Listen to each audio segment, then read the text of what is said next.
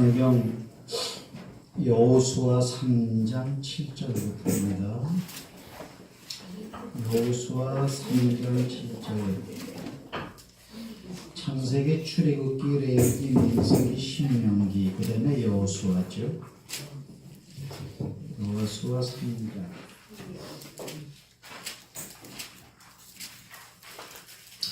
322페이지 구약성경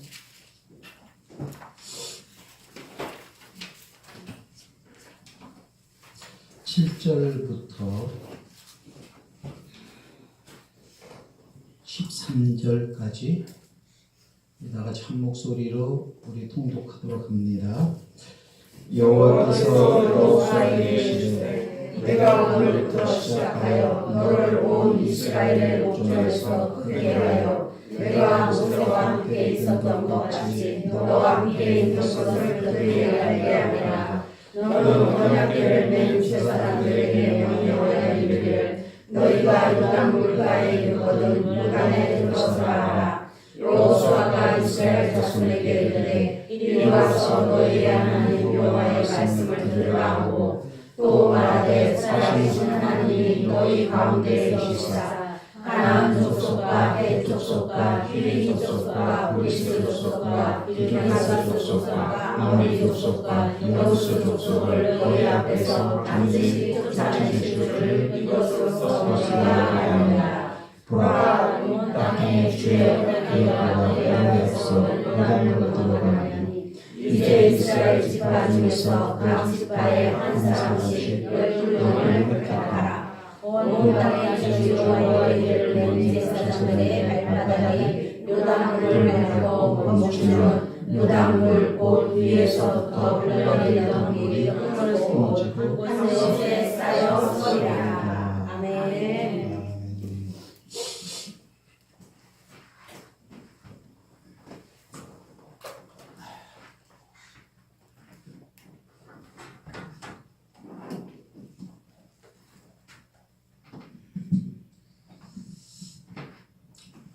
할렐루야. 네.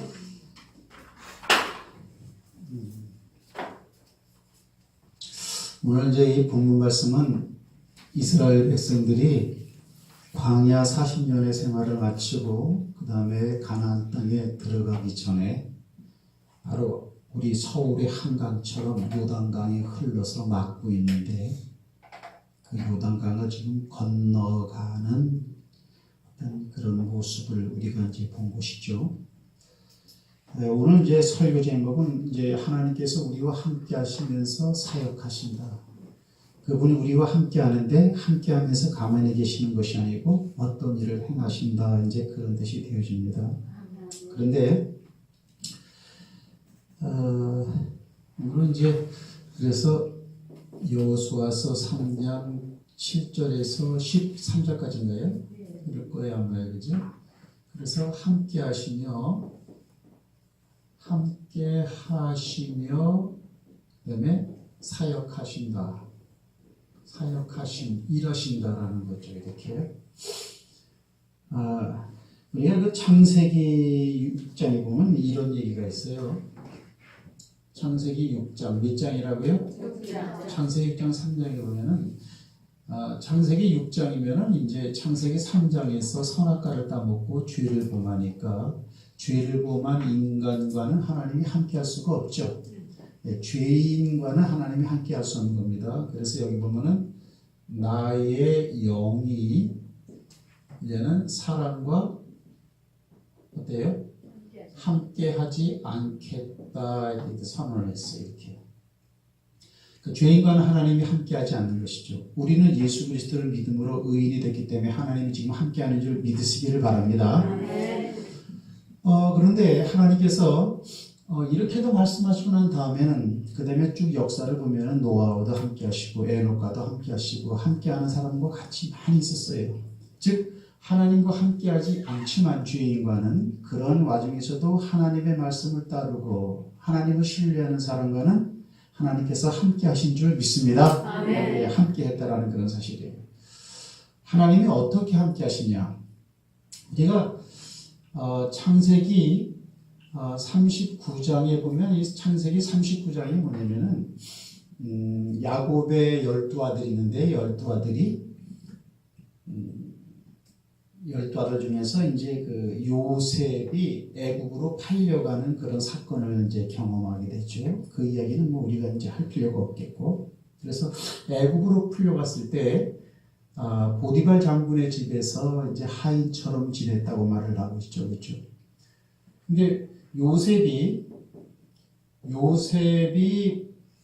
보디발 장군의 집에 있을 때에 보디발 장군의 집이 형통하게 됐죠. 형통하게 된 이유는 뭐냐면 요셉이라는 사람이 보디발 장군의 집에 들어왔기 때문에 보디발 장군의 집이 형통했다라는 거예요. 그러면 요셉이 들어왔기 때문에 형통했다, 그게 맞지만은 창세기 39장은 분명히 말하기를 여호와께서 요셉과 함께 하심으로. 할렐루야. 아멘. 그러니까 창세기 6장 3장에는 나의 영이, 이건 성령을 말하죠. 다른 말로 표현하면 하나님이라고도 말할 수가 있어요. 예. 사람과는 절대 함께하지 않겠다고 했던 그런 분이 창세기 39장 요셉에 와서는 뭐라고 표현하냐면은, 물론 그 이전에도 함께 하셨지만은 여호와께서 요셉과 함께 하심으로 했어요. 함께 하신다. 그러니까 보디발 장군의 집이 형통했다, 이렇게 되어지죠. 그 다음에 이제 요셉이 보디발 장군의 집에서 모함을 받고 어디로 가냐면은 감옥으로 들어갔죠. 감옥으로 들어가는데 요셉이 감옥에 들어갔을 때도 하나님이 함께 하셨다. 할렐루야. 그래서 전록이 은혜를 입었다고 말을 하고 있죠. 이렇게. 요셉은 보디발 장군의 집에 가든지 감옥에 가든지, 그 다음에 우리가 아는 것처럼 애굽의 총리가 되죠. 그죠? 총리가 됐을 때도 하나님이 함께 하시겠죠. 네, 함께 하는 거예요. 이렇게 이제. 제가 지금 하는 중심 단어는 뭐냐면 함께 한다, 함께. 이렇게. 원래는 죄를 짓고 난 다음에 함께 한다라는 것은 단절된 용어였는데, 그 이후에 하나님을 사랑하고 하나님을 따르는 자들에게는 하나님이 특별히 함께하는 그런 모습이 나오는데, 그 중에 한 인물을 제가 이제 정했는데, 그게 누구냐? 요셉이라는 사람을 보니까 함께함이 특징하더라는 거죠. 총리가 됐어요. 총리가 됐을 때 요셉의 형제들과 요셉의 아버지 야곱은 가나안 땅에 그냥 있었죠. 요셉의 아버지 이름이 누구냐면은 야곱이에요. 야곱과 그 다음에 이제 그 11 아들은 어디에 있냐면은, 이거는 가나안 땅에 그냥 있죠. 가나안 땅 이렇게. 근데 우리가 아는 것처럼 이때에 흉년이 들었죠. 지도를 그려보면 이렇게 되겠죠. 그죠? 아프리카, 뭐 이렇게 그릴 수가 있어요. 여기는 아프리카, 이집트는 여기죠. 그죠? 이건 아프리카예요. 가나안 땅은 이제 여기겠죠. 여기 이렇게. 이런 광야죠. 이렇게. 그 천하에 다 흉년이 들었는데, 애굽만큼은 하나님이 함께하는 야곱이 총리를 있었기 때문에 이 애굽 땅이 복을 받았어. 그래서 여기는 먹을 게 많은 거예요. 그래서 양식을 얻으러 결국은 이리로 오죠. 형제들이 양식을 얻으러 이리로 왔다가 양식을 나눠주는 애굽의 총리를 나중에 알고 보니까는 자기들이 버렸던 바로 동생이에요. 요셉이에요. 그 소식이 고향 땅에 있는 아버지 야곱에게 알려지고, 결국은 야곱과 그 일족 70명이 모두 다 총리로 있는 요셉에게로 이사를 오게 됐죠. 그때 하나님이 뭐라 그랬어요? 야곱이 이쪽으로 이주할 때 뭐라 그랬어요? 성경 한번 찾아보겠습니다. 창세기 46장.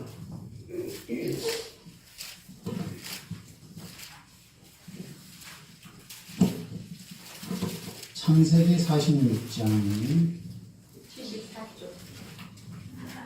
네, 그 이쪽이 나오네. 창세기는 신약성경에 나오나요? 네. 신약성경을 찾아보면 믿음대로 됩니다.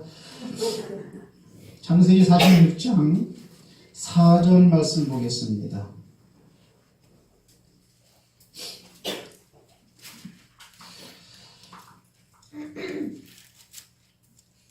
3절부터 4절 다 같이 읽습니다.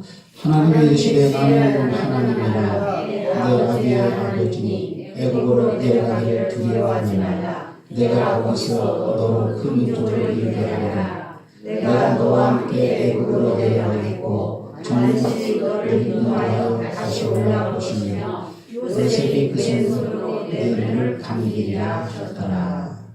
이 상황은 지금 이 가나안 땅에 있는 아버지 야곱에게 하나님이 나타난 거예요. 그죠? 야곱이가 지금 근심이 있는 거예요. 하나님이 약속한 땅은, 살려고 하는 땅은 가나안 땅이 이 땅인데 애굽으로 좀 내려간다고? 내 아들이 비록 총리로 되어 있지만 하나님이 축복한 이 땅을 버리고 가야 되나 말아야 되나 하고 마음이 설렁설렁 있을 때 하나님이 나타나고 하신 말씀이에요. 애굽으로 내려가라. 내려가라는 것은 여기 높잖아요. 그죠? 가나안 땅에 비해서 애굽은 더 아래쪽에 있으니까 내려가라 그러는 거예요. 여기서도 부산 내려간다 그래서 그죠? 애굽으로 내려가라. 내가 뭐예요? 너와 함께 내려가겠다. 함께 내려가겠다. 그럼 여기 보면 야곱에게도 함께 내려간다 이런 말을 쓰고 있어요. 이렇게. 그럼 내가 오늘 지금 설교를 왜 이렇게 할까요? 이거 다 알고 있는 내용인데 그죠? 왜 이렇게 얘기할까요? 지금 애굽의 총리로 되어져 있는 요셉에게 하나님이 함께 하세요? 함께 하지 않아요? 하나님 요셉과 함께 합니다. 하지만 요셉을 찾아서 애굽으로 내려오는 야곱에게도 함께 합니까? 함께 하지 않습니까? 함께 하십니다. 하나님은 한 사람하고 함께 하면은 다른 사람하고는 못하는 분이 아니고 하나님은 이 사람과도 함께 할 수 있지만은 함께하는 그때의 다른 사람과도 함께 할 수 있는 분이다. 아멘. 때문에 하나님은 오늘 저와 여러분에게 함께 하시는 하나님인 줄 이 말씀을 통해서 믿으시길 주의 이름으로 축복합니다. 아멘. 그래서 우리가 이제 하나님이 함께 한다라는 걸 갖다가 우리가 믿음으로 아멘할 수 있죠. 그러나 우리가 알고 있는 말이지만은 성경을 통해서 보면 그렇네. 이거는 같은 시기에 되어지는 일인데 요셉과도 함께하고 요셉이 종으로 있든지 감으로 가든지 함께하고 총리로 있을 때도 함께하고 복을 주시더니 그의 아버지 야곱이 가나안 땅에 내려갈 때는 또 야곱과도 함께하신다. 그러면 요셉과 함께하던 하나님이 그의 아버지 야곱이 애굽으로 내려올 때 옮겨가서 야곱과 함께했느냐? 요셉에게 함께하지 않았느냐? 그건 아니다라는 거예요. 하나님은 무소부재하신 분이라 어느 곳에 그분을 믿는 사람하고는 함께 하시는 분인 줄 우리가 믿습니다. 요거를 이제 마음가짐에 딱 깔고 이제 오늘 말씀이 뭐냐면 자 다시 우리 여호수아서 3장 말씀 봅니다.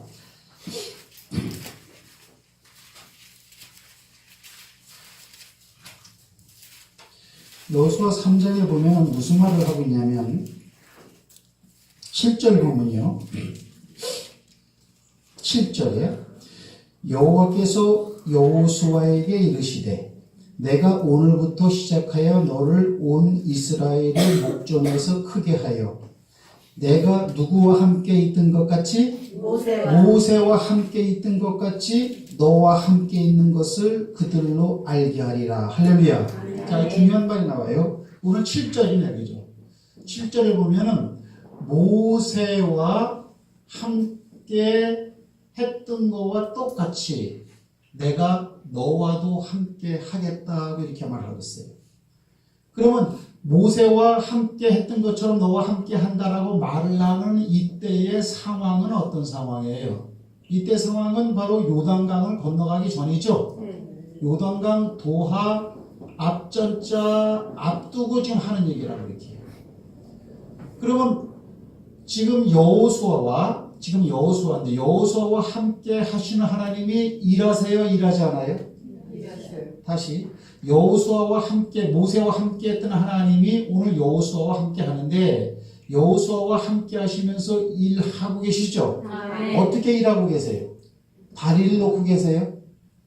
요단강을 건너가야 되는데 요단강 건너가는 일을 앞에 두고 있으니까 하나님이 그 상황에서 일을 했다라고 했을 때 다리를 놓는 분이요? 따라합시다. 말씀하시는 분이시다. 하나님은 말씀으로 일을 하세요. 그렇죠? 뭐라고 거기서 말을 했습니까? 뭐라고 말을 했냐면은 8절 말씀부터 이렇게 말하죠. 너는 언약궤를 맨 제사장들에게 명하여 이르기를 너희가 요단 물가에 이르거든 요단에 들어서게 해라 그랬죠. 할렐루야. 그런 거예요. 그 다음에 11절에 보면 보라 온 땅의 주의 언약궤가 너희 앞서 요단으로 들어가나니 그랬죠.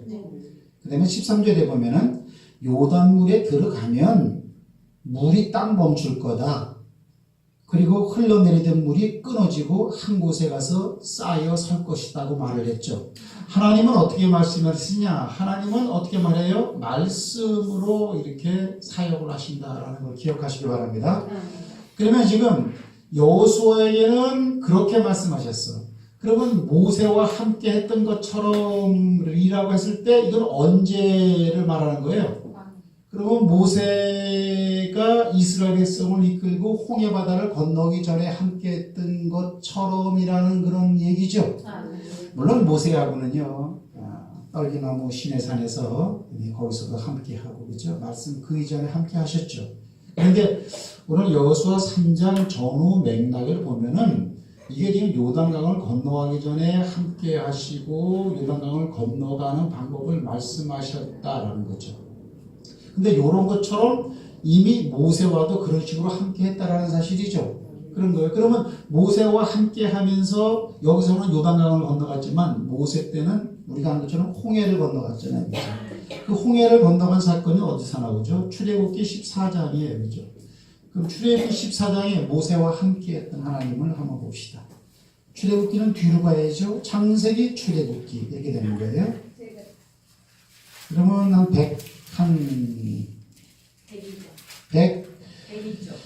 102쪽 되네.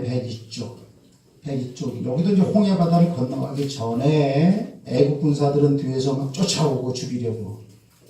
그때 15절 말씀 봅니다. 15절에 보면 14장 15절부터 제가 한번 읽습니다. 여호와께서 모세에게 이르시되 그 모세와 지금 함께 하죠. 네. 너는 어찌하여 내게 부르짖냐? 이스라엘 자손을 명하여 앞으로 나가게 하고 지팡이를 들고 손을 바다 위로 내밀어 그것으로 갈라지게 하라. 이스라엘 자손이 바다 가운데 육지로 행하리라. 아멘. 하나님이 여기서도 말로 사역하시죠. 자, 여기서도 모세와 함께 하는데 여기서도 역시 말로 사역을 하시더라고. 그럼 말이라는 것은 내용이라는 거죠. 그 내용은 무슨 것이에요? 지팡이를 갖다가 어때요? 내어 밀라라는 말이었고 또 한 가지는 뭐예요? 그 다음에 백성들로 가라. 그러면 바다가 갈라진다는 거고 그 다음에 백성으로 가게 해라. 그 다음에는 뭐예요? 애굽 군사들의 마음도 내가 강박하게 해서 뒤따라오게 하겠다. 이게 바로 하나님의 말이고 요 말대로 모세는 움직인 거죠. 그럼 자 여기서 봅시다. 한 가지 질문을 합니다. 여기는 지금 이렇게 이제 여호수아 때 여기는 요단강이고 여기는 지금 홍해예요. 이렇게. 그러면 우리가 아는 것처럼 요단강도 오늘 건너갔죠. 그 다음에 홍해도 이제 건너갔습니다. 그러면 건너갈 때 하나님도 같이 건너갔을까요? 같이 안 건너갔을까요? 자, 잘 보세요. 물 속으로 들어가는 거는 죽는 거죠. 바다 속으로 들어가는 거는 죽는 거죠. 그럼 이스라엘 백성들이 글로 건너갔는데 하나님은 왜 건너가라고 말만 하고 뒤로 빠졌을까요? 아니면 함께 갔을까요? 함께 하셨어요. 왜 그렇습니까? 오늘 홍해 바다 이 사건을 보면은 14장 한번 봅시다. 어디를 보냐면 자 26절 말씀 보세요. 26절 말씀 보면 여호와께서 모세에게 이르시되 모세에게 말하죠. 그러면 지금 하나님의 말을 듣고 있는 모세는 물속에 들어와 있어요? 물 밖에 있어요? 자 14장 26절에 여호와께서 모세에게 이르시되 내 손을 바다 위로 내어 밀어 그랬으니까 그 상황은 물을 가르는 상황이요 물을 합쳐지게 하는 상황이에요.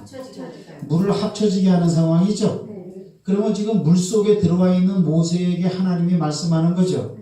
그러면 하나님도 지금 물속 가운데 갈라진 땅이지만 거기에 함께 동참하고 있는 거죠. 자 보세요. 그 부분을 좀 더 정확하게 알 수 있는 것이 어디냐면 26절에 여호와께서 모세에게 이르시되 그럼 모세와 여호와는 함께 있어 지금 서로 말하는 상대니까 네 손을 바다 위로 내밀어 물이 애굽 사람들과 그 병거들과 마병들 위에 다시 흐르게 하라 하시니 모세가 곧 손을 바다 위로 내어 밀매 새벽에 비쳐 바다의 그 세력이 회복된지라 애굽 사람들이 물을 거스려 도망하나 여호와께서 애굽 사람들을 바다 가운데 엎으시니 물이 다시 흘러 병거들과 기병들을 덮되 그들의 뒤를 쫓아 바다에 들어간 바로의 군대를 다 덮고 하나도 남기지 아니하였더라. 29절 다 같이 시작. 그러나 이스라엘 자손은 바다 가운데 육지로 행하였고 물이 좌우에 벽이 되었었더라. 그러면 지금 손을 내밀어서 바닷물이 합쳐지라라고 하나님이 말을 하는 그 장소는 모세에게 했는데 모세가 있는 장소는 이제 물속 안에 들어와 있을 때죠. 이 말은 다른 말로 표현하면 하나님도 이 안에 같이 들어와 계시다 그런 거죠. 그런 거예요 이렇게 이제. 그럼 요단강은 무슨 요단강은? 요단강은 갈릴 때는 어떻게 했냐면은 갈리는 방법은 지팡이 방법이 아니고 언약궤를 맨 언약궤라는 것은 처음 오시는 분들한테 이제 말씀을 드리는데 이런 상자를 말하는 거죠. 이렇게 메고 다니는 이런 거 이렇게요. 여기는 천사가 이렇게 그렇게 있는 상자 같은 거예요. 이렇게 여기서 기준적으로 돼요. 이렇게. 네. 그러면 이 안에는 뭐냐면은 이제 십계판이 들어있었죠. 두 돌판을 집어넣었어요. 이렇게. 그럼 이거는 이제 상여처럼 매는 이제 채가 이렇게 있단 말이에요. 그래서 제사장들이 매죠. 지금 오늘 본문 말씀은 뭐냐면은 제사장들로 이 언약궤를 언약궤라는 것은 궤라는 것은 상자를 말하는 거고 언약이라는 것은 하나님 말씀이 들어있으니까 합쳐가지고 언약궤라 그러는 거예요. 이거를 메고 들어가라. 요단강에 들어가면 요단강이 어때요? 끊어질 것이다. 길이 날 것이다. 이런 거죠. 그죠? 그러면 여기서는 자 하나님이 모세와 함께 홍해 바닷가에 들어갔는데 요단을 건너갈 때는 하나님께서 좀 뭘로 들어가요? 말씀으로 들어가고 계시는 거죠. 이 십계판은 결국은 이거는 말씀이죠. 근데 말씀은 뭐예요? 말씀은 하나님이에요. 말씀은 요한복음 1장에 보면 말씀은 하나님이라고 했어. 그러니까 제사장들이 법궤를 메고 이 강이야 이제 요단강에 딱 들어가는 순간에 제사장들도 사람도 들어가지만 하나님도 같이 들어가는 거예요. 그렇게 되는 거예요. 그래서 공통점이 뭐예요? 함께 하신다. 함께 하시는데 그 어려운 상황 가운데 위기 가운데 하나님이 같이 하신다. 할렐루야. 그러면 출애굽기 때는 어떻게 함께 했어요? 이때는 하나님은 말씀하는데 안 보이죠. 말씀하는데 안 보이잖아. 그러니까 이건 영으로 함께 했다 이렇게 되는 거죠. 안 보이니까 그죠? 그다음 여기는 뭐예요? 보이는 말씀으로 함께 하셨어요.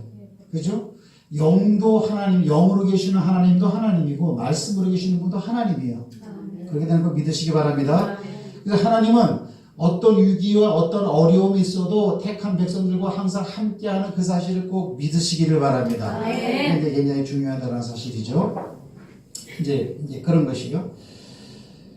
그러면 이제 여기서 보니까 이제 저렇게 이제 한번 보자고.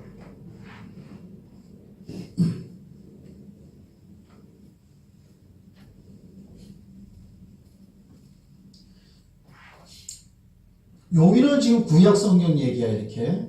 그러면 신약에는 오늘 한 번 건너갈 때는 영으로 함께 하셨고 영으로 함께 했다. 그게 좀 느낌이 그렇다. 그러나 하나님이 말씀할 때 말씀하시는 하나님을 모세는 못 봤잖아.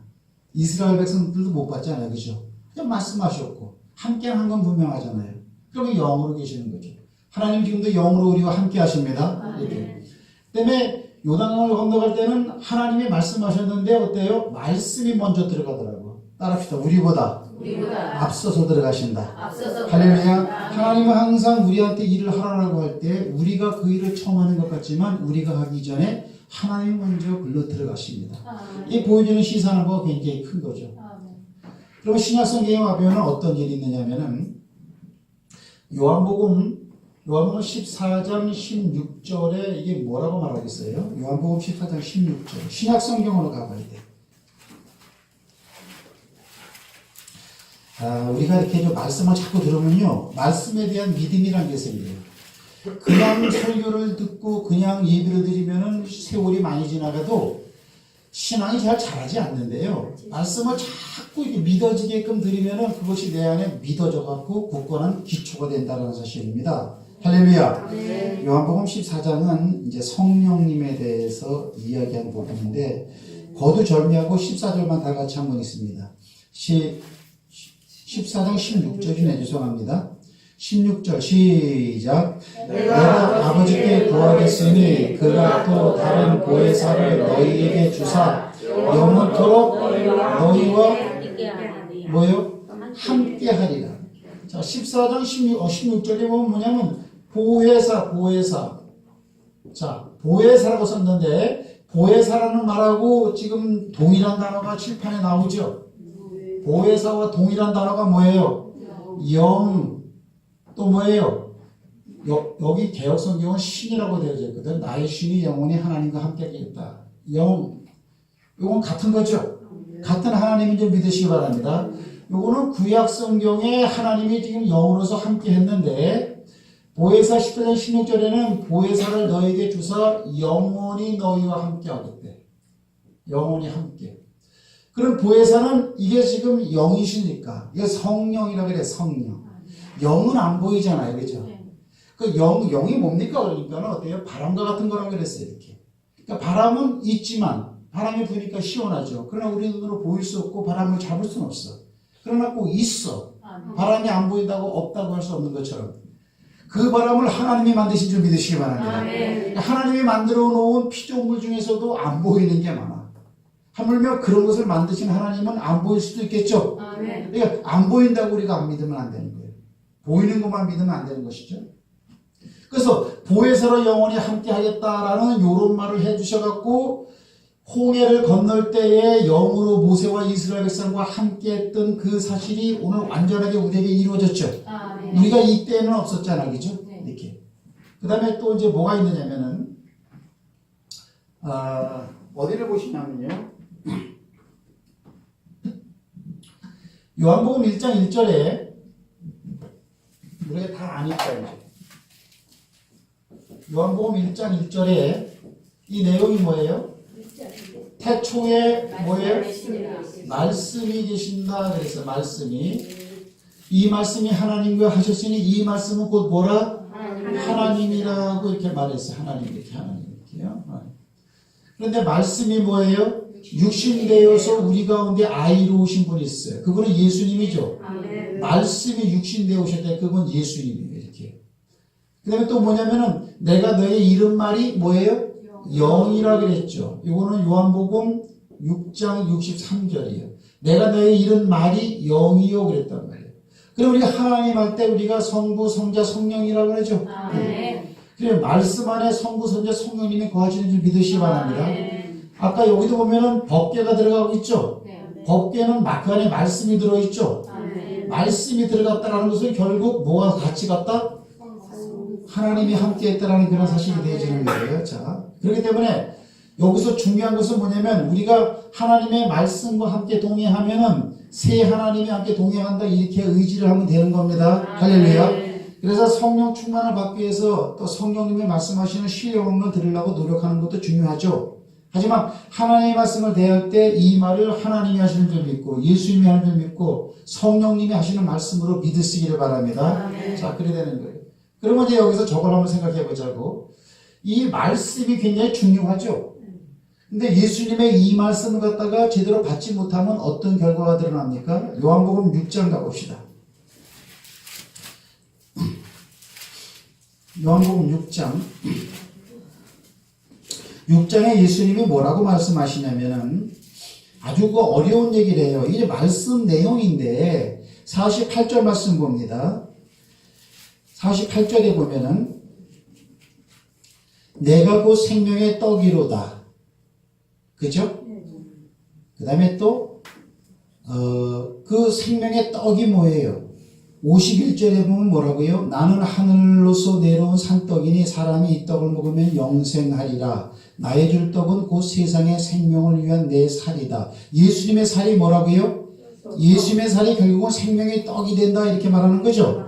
자 보세요. 요한복음 6장에 보면은 생명의 떡을 준다 하고 주님이 말을 했는데 이 떡이 뭐냐? 2절 건너가서 읽어보니까 이게 바로 예수님의 살이라고 말하고 있더라고. 예수님의 육체를 말하고 있더라고. 이렇게. 그렇게 말을 하고 있고, 또 뭐라고 말을 하고 있느냐면요. 53절 말씀 봅니다.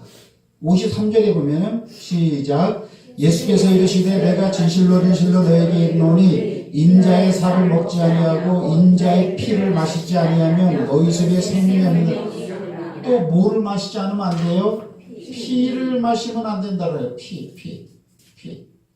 그리고 예수님의 살을 먹고 예수님의 피를 먹으라고 하는 거죠. 그러니까 사람들이 뭐라고 반응을 일으킵니까? 52절 다 같이 읽습니다. 시작. 이러므로 유대인들이 서로 다투어 가로되 이 사람이 어찌 능히 제사를 우리에게 주어 먹게 하겠느냐, 이렇게 말을 했죠. 그러면 그 살을, 그 피에 대한 설교를 듣고 60절에는 뭐라고 말하고 있어요? 사람들이, 제자들이. 시작. 제자 중 여럿이 듣고 말하되 이 말씀은 어렵도다. 누가 들을 수 있느냐 한데 그랬어요. 참이 중요해요. 예수 이렇게 말을 하니까 어렵다. 과연 이 말을 소화할 수 있느냐? 누가 이 말을 들을 수가 있느냐? 이렇게 하면서 사람들이 쩔쩔매지 않아요. 자, 제가 지금 무슨 얘기하고 있습니까? 하나님의 말씀에 대해서 반응을 일으켰던 어떤 사람들의 예를 들어보는 거예요. 예수님께서 자신의 살을 생명의 떡이라고 말하고 있고 자신의 피를 죄속함의 언약의 피라고 말을 하니까 야, 이건 어렵다. 이걸 뭐 살과 피 얘기는 좋은데 이걸 먹으라고 하니까, 이걸 마시라고 하니까 야, 이게 무슨 말이야? 어렵다 그랬어. 그러나 사람들이 떠났어요? 안 떠났어요? 안 떠났어요. 이때까지는 어렵다고 하고 예수님께 그냥 붙어 있었어. 근데 거기다가 예수님이 결정타를 한 방 날리죠. 야구로 말하면 홈런을 한 번 까버렸어. 홈런을 깐 내용이 뭐예요? 63절 다 같이 한번 읽습니다. 시작. 살리는 것은 영이니 육은 무익함이라. 내가 너에게 이른 말이 영이요 생명이라. 여기다 하나님 또 예수님이 뭐라고 말하냐면 살리는 것은 뭐예요? 영이요. 살리는 것은 영. 영이라는 것은 다른 말로 표현하면 영혼이라는 거죠. 사람에겐 영혼이 있습니다. 아멘. 사람한테 영혼이 있어요. 살리는 것은 영이요. 육은 뭐예요? 육은 이건 무익한 거예요. 무익.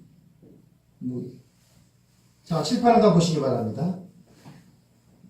요거 지금 사람들이 어렵다 하고 지금 야, 이게 뭐야, 무슨 말씀이야, 이렇게 생각하고 있는 사람들에게 또 한 얘기죠.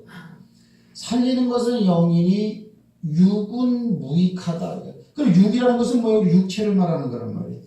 자, 보세요. 이렇게 말하면 또 여러분 가운데서 흔들리는 사람이 있을 거예요. 좋은 집, 육과 연관된 거, 좋은 집, 많은 돈, 많은 명예, 배부르게 잘 사는 것, 좋은 남자, 좋은 여자 만나갖고 행복하게 사는 것, 하나님이 축복해 준 내용들이에요. 크루즈 여행선 한 300만 원짜리 여행 딱 경비 들여갖고 20일 동안 세계 일주하는 것, 또 뭐가 있을까요? 뭐 이런 거 다 육과 연관된 거라고요. 그렇죠? 아니, 있는 그대로란 얘기하는 거예요. 그러면 거기에 지금 따르는 대다수의 어렵다고 하는 사람들이 지금까지 어떻게 살아왔어요? 영을 목적으로 잘되게 하기 위한 삶을 살았어요. 세상에서 잘 먹고 잘 살고 자녀들에게 잘 되고 나도 잘 되고 하여튼 잘 되고, 예나 지금이나 똑같잖아요. 육을 위해서 살아온 사람이에요. 육을 위해서 온 사람이란 말이에요. 저도 지금 참 설교하기가 힘들어요. 이런 설교를 하려니까. 그러니까 이 말을 듣고 대하고 다 가버렸어. 66절 다 같이 읽습니다.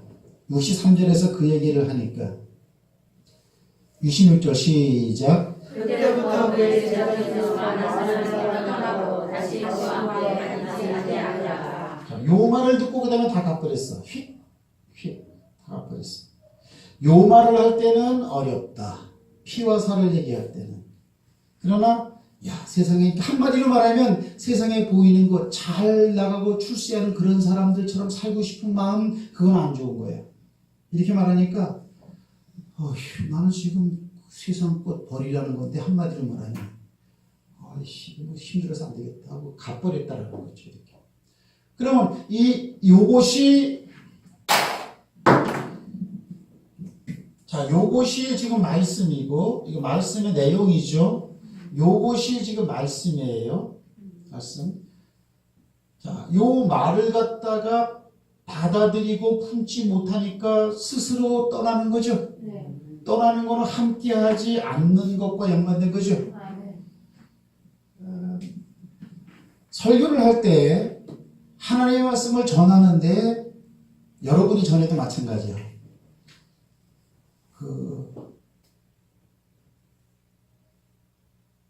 하여튼 이렇게 말씀에 대해서 이렇게 좀 별 관심이 없다거나 싫어한다거나 그렇다면 이 말씀은 결국 뭐예요?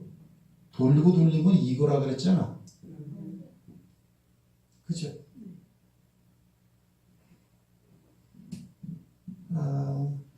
주일날 제가 강의는 그래서 하나님의 말씀만 하려고 그래요. 말씀만. 하나님의 말씀은 세상적인 사람들의 기준의 내용으로 되어져 있질 않아요. 육은 무익하다. 이게 어려운 얘기예요. 그죠? 우리 다 돈 많이 벌기를 원하잖아요. 하나님은 그 부분을 축복해 주셨습니다. 그러나 하나님보다 더 그 부분이 커져서는 되겠어요? 안 되겠어요? 안 된다는 거예요. 그러면 육에 대한 기도를 우리가 할까요? 안 할까요? 네? 한번 생각해 보자고. 우리가 기도하는 것, 하나님과 내 영혼을 위한 거요, 세상적인 부족과 그 무엇을 이루기 위한 소망 기도예요. 무슨 기도가 많냐? 전부 다 육신과 연관된 기도를 하고 있어요. 그러면 하나님은 육에 대한 것을 무익하다고 결정을 내리신 분이기 때문에 들어주실까 안 들어주실까? 이 부분으로 보면은 들어주지 않을 것 같아요. 그러나 요한복음 14장에 너희가 내 이름으로 무엇이든지 구하면 이루리라 그랬으니까 거기서도 들어줘. 그러나 육을 위해서 무익하다라고 하는 것을 기도한다면 유익한 것들이 엄청나게 많은데 그걸 왜 기도하지 않고 아무것도 아닌 그런 걸 기도하느냐라고 하는 마음을 주님은 가지고 있겠죠. 실제로 주님은 주님이 기도할 때 육에 대한 기도는 하나님이 들어줬어요? 안 들어줬어요? 안 들어줬어요. 예수님의 기도도 안 들어줬어요. 그게 어디서 나옵니까? 그게 마태복음 26장이요.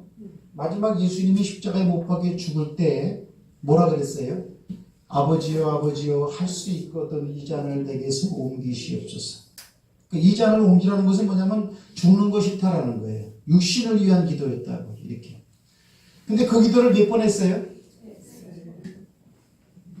그 기도를 3번 했어. 3번.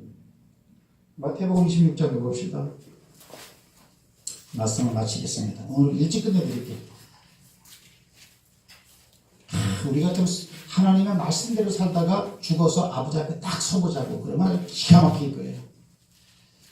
마태복음 26장에 보면은 자 36절부터 보면은 36절 신약성경 46페이지죠.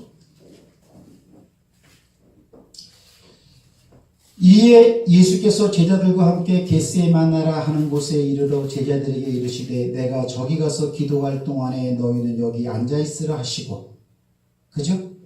37절 베드로와 세베대의 두 아들을 데리고 가실새 고민하고 슬퍼하사. 이 고민과 슬픔은 어떤 슬픔이요? 죽는 거에 대한 고민과 슬픔이야. 그 밑에 구절을 읽어보면 이에 말씀하시되 내 마음이 심히 고민하여 죽게 되었으니 그렇죠? 죽는 걸 아시죠? 육신에 죽는 걸 주님이 아시는 거야. 그것이 예수님에게도 고민과 슬픔의 조건이 됐다는 거예요. 너희는 여기 머물러 나와 함께 깨어있으라 하시고 39절은 바로 기도하시잖아. 뭐라고 기도해요? 땅에 대고 엎드려 기도하여 이르시되 내 아버지여 만일 할만하거든 나를 좀 살려주세요. 그거예요. 이 잔이라는 것은 포도주 잔을 말하는 거죠. 포도주가 빨갛잖아. 예수의 피를 의미하는 거죠. 이 잔을 내게서 지나가게 하옵소서라고 하는 것은 뭐냐면 나를 꼭 죽여야 됩니까? 꼭 그래 일이 이루어집니까? 그래 기도했다는 거지. 그러나 어때요? 주님의 기도가 우리와 틀린 것은 뭐 그래요?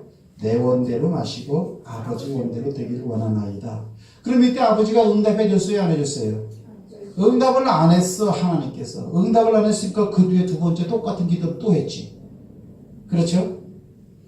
그러고 나서 42절에 보면 다시 두 번째 나아가 기도하여 이르시되 내 아버지여 내가 만일 마시지 않고는 이 잔이 내게 지나갈 수 없거든 아버지의 원대로 되기를 원하나이다 하면서 살짝 예수님도 기도 내용을 조금 아버지가 듣기 좋은 쪽으로 살짝 내용을 바꿨어. 그러나 역시 살고 싶다라는 건 똑같은 거예요. 그때도 주님은 하나님은 아버지는 응답을 안 했다라는 거예요. 그죠?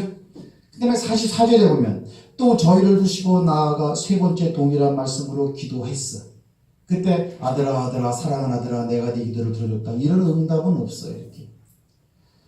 예수님이 기도해도 아버지는 묵묵무답하셨어요. 이렇게. 왜? 아들아 너는 거길 가야 된다라는 거예요. 이렇게. 하지만 예수님도 하나님의 아들이시지만 신이시지만 그분은 우리가 동일한 감각과 느낌과 슬픔과 아픔과 연약한 육체를 가지고 있기 때문에 죽는 거 앞에서는 힘들잖아요. 다.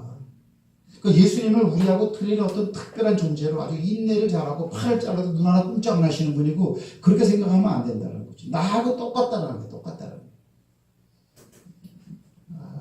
제가 드리고자 하는 말씀은 뭐예요? 살리는 것은 영이니 육은 무익하니라. 예수님도 한때 육에 대한 그런 보호의 기도를 했지만 세 번씩이나 기도해도 아버지가 응답을 안 하더라고요. 오늘 우리가 통성기도가든지 묵상기도가 됐든지 우리의 기도 내용은 어느 쪽으로 지금 가 있느냐. 말씀 마칩니다. 중요한 것은 말씀입니다. 할렐루야. 아멘. 우리와 함께 하시는 하나님이 오늘 홍해 때는 영으로 모세와 함께 했는데 여호수아와 요단강을 건너갈 땐 말씀으로 건너가시더라고요. 말씀 하나님으로. 근데 그 말씀은 뭐예요? 그 말씀은 하나님이요 예수님이요 영이다라는 거죠. 내가 너의 이름 말이 영이요 생명이라 했으니까는 말씀은 영이라는 거죠. 그러면 요것과 요것은 뭘 의미해요? 말씀은 영, 내가 내 이름 말이 영이요 그랬으니까 말씀은 꼭 영이다라는 거죠. 여기선 영이고 여기선 말씀이죠. 그럼 요 두 가지가 다 합쳐져서 우리와 함께하는 그런 모양새가 뭐예요? 말씀이다. 그럼 왜 말씀을 믿을 때 이 영이 하는 얘기야 나한테? 아까 말했잖아. 성령님 지금 내가 뭘 해야 되는데 좀 알려주실래요? 귀 속으로 들리게 얘기 좀 해주세요. 그런 기도 하세요. 하나님은 그렇게도 하십니다. 그러나 이 말을 딱 대할 때 예수님이 나한테 하는 말이고 성령이 나한테 하는 말이라고 믿고 이 말에 목숨 걸고 움직여봐. 그대로. 이렇게. 함께 하시면서 사역하십니다. 할렐루야. 어려운 그곳에 먼저 들어가십니다. 그리고 가장 어려운 부분이라고 할 수 있는 홍해 사건과 요단강 사건 때 함께 하신 모양새는 신약시대에 와서 완전히 이루어져 버렸어요. 그럼 우리에게는 뭐예요? 영은 안 보이지만 말씀이 보이잖아요. 너무나 확실하게 함께 하시잖아요. 할렐루야. 그래서 이 말씀을 가까이 대야 합니다. 그러면 살아나게 되더라고요. 하나님은 생각보다 가까이 계십니다. 너무나 사실적이고 실질적이고 현실적이고 리얼하게 함께 하시요. 이거를 책이라고만 생각하지 마시고 진리라고 하지 마시고 듣고 이 말 어떤 것 하나라도 이루는 그런 삶을 살아. 그게 바로 주님이 중요하게 여기는 걸 우리도 이기면서 나가는 사람들 믿습니다. 아멘. 이런 의미에서 잘 될 줄 믿습니다. 아멘. 나는 소망이 있어요. 여러분들에게 말씀을 탁 메꾸면 이렇게 메우면 절대로 여러분들이 예수를 따라할 수가 없습니다. 이거는 따라합시다. 동아줄이요. 이거는 쇠사슬이요. 이거는 강력한 진함철이다. 진함철에 여러분 쇳가루가 붙으면 쇳가루 스스로 떨어질 수가 없어요. 말씀 안에 그런 힘이 있고 이런 말씀을 통해서 하나님의 존재를 만나시길 주의 이름으로 축복합니다. 아멘. 그리고 말씀에 대해서는 좋은 반응을 항상 일으키시기 바랍니다. 아멘. 어렵다 힘들다 졸립다 어렵다 가자 아유 힘들어 이렇게 하지 마시고 예수님은 더 어려운 설교를 했어요. 나는 예수님처럼 어려운 설교를 할 수 없어. 하지만 따라간 자들은 예수님의 제자가 됐어. 할렐루야. 그래서 좋은 사람들이 되기를 주의 이름으로 축복합니다. 아멘.